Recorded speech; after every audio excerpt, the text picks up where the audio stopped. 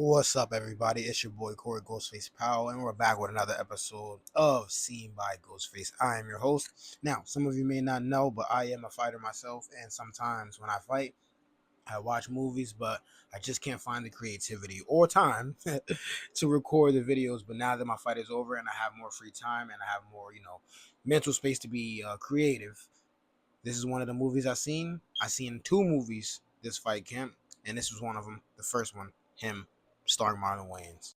Now, before I even seen this movie, for some reason, the movie was getting like a lot of flack, like a lot of hate. Like people weren't like loving the movie. They weren't like overly loving the movie.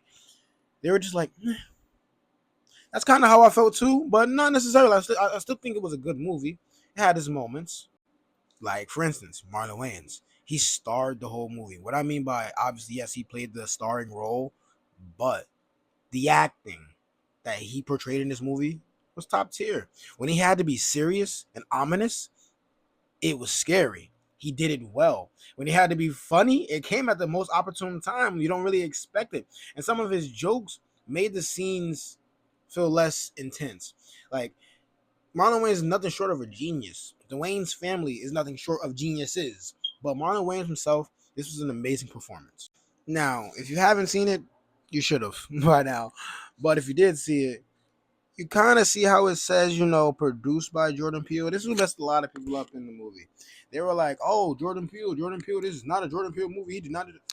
Jordan Peele didn't direct it. Jordan Peele only produced it." And that is another reason why people need to get off this movie's Johnson. Like, this movie was directed by a person that necessarily isn't that highly acclaimed. Just basically, he's not known for like these crazy good movies. This is like his first big good movie, and he did well. And this is some of the things I think he did well at. I think the director did extremely well in showing us how much Cam listened, loved, and was infatuated with his father, who loved the football game and the team, which inevitably made Cam love the team and want to be that player more, just because the dad wanted it more. So you see the influence of the dad. I think that the movie did really good on that, showing the influence that the dad has on Cam's future actions. Like, a lot of things that Cam did was because his dad would have wanted it to, would have wanted him to. A lot of things that Cam went through, he had his dad in the back of his mind. I think that was even like a part of the movie at one point. Like, what would your father do, or something like that? Like, that they did good at that part. I love that part of the movie. Another thing this movie did really good at, if you were expecting this movie to not be gory and to not be, yo, yo, this scene right here, this scene right here set the tone for the movie. For me, it showed us how crazy the movie was willing to get to make sure Cam got to where he was supposed to be. Like this scene right here, he just kept getting hit in the face, but it was a punishment for something Cam did. So it's like it's me, I'm the Punisher, you and your mom, right? I need you to do 5 push-ups, but you keep messing up at 4, and I keep slapping your mom.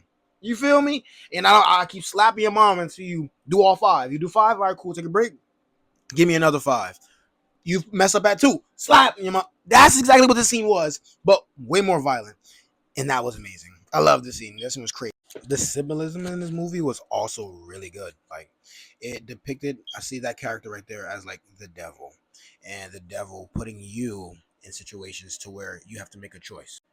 That choice, either joining the dark side or going another path. Whatever that path may be, even though it's not necessarily what you want it to be, it's a different path. And I feel as though this movie did really good on depicting that and showing us the sacrifices he was willing to make. He showed us the symbolism. Also showed that he was losing his innocence. He wasn't going from this sweet kid, college kid that wants to make it to the league for his pops. He went from that to something a little more corrupted. You can tell how the movie and the things that he started to do started to get to him. Luckily, in the end, he found his own, and he was able to stand on his own 10. This lady right here, they this Timu Lady Gaga looking lady was crazy. All right, crazy. And her scene, if you know, you know, the scene that she was in, bro. Her scene, the sauna scene, bro. Wow, that was crazy. And I feel like this movie did a good job of showing you how far, especially if you have like a solid fan base like Isaiah, the main character, Marlon Wayans, how far your fans are willing to go for you so you could stay at the top. It's like how much are other people willing to sacrifice so you could stay at the top, so they could keep ogling and idolizing you. This movie did a lot, and it did really good on symbolism. Now, where I think the movie fumbled was the ending. For some reason, to me, when I was watching it, the movie felt like it was a little bit of a drag at some point, like a little bit of a drag, but not that bad, not bad at all. But, but the ending felt a little hasty. I don't know. It felt kind of rushed. It felt kind of rushed a little bit. In my opinion, it felt like we didn't get a chance to like really deep in and sink into it. It just felt a little, you know. And then when he got up to the end of the movie, he did what he did. It was crazy. It was crazy. Like the way he did it though, the way the movie ended. Forget like how fast it came, how you might have felt about it. Look at the scene for what it is. Him not signing the contract. Him covered in blood. Him leaving and basically saying he defeated the system in a way. Like this movie was good.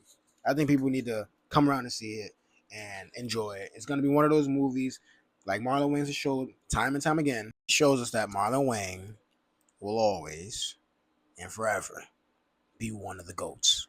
All right. He was in White Chicks. He was in A Haunted House. This movie. He was in High Above the Rim. His range is ridiculous. Don't play with this man. Go see the movie if you haven't already. It's your boy Corey Ghostface Powell. It's been real. I am out of here.